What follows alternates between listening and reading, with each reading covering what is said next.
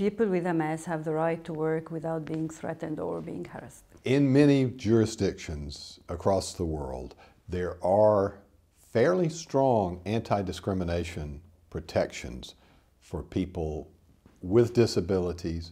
They have a condition which might affect some sort of major life activity of theirs and might, give them the right to have some sort of reasonable accommodation to do their jobs. That doesn't mean that every single person will feel that it's the best judgment for that individual to assert those rights, to tell their boss, hey, cut it out, that's against the law. So you got to make those decisions for yourself. But again, you do need to try to cure the ignorance that you find in people around you. It may be that you don't need to be working there.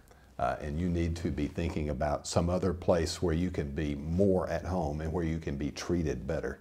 In Australia, the law and framework of employment is legislated that we actually cannot discriminate against anybody.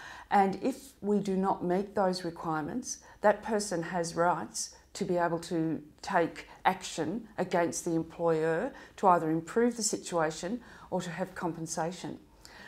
Of course, that doesn't mean that everybody does that properly, and there is certainly a sense that people do not want to disclose to their employers about their condition. This is the problem of lack of awareness actually in the community. This is the job of the societies, of the global MS movement, to raise awareness among people, among the employers. If somebody rang me or contacted our office or talked to our advocates, we would try to get as much information about the individual situation to help advise them, to try and help them develop something that works really well for them as an individual. What I think is a way in most workplaces to get over these barriers, these cultural problems that are cropping up because people don't understand, is to find someone you can confide in, someone you can talk to, someone you can get to be your ally at work.